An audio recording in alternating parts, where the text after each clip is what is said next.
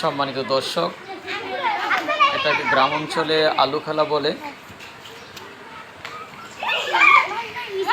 চার কোনাকুনি দাগ কেটে 4টি চারা মাঝখানে রেখে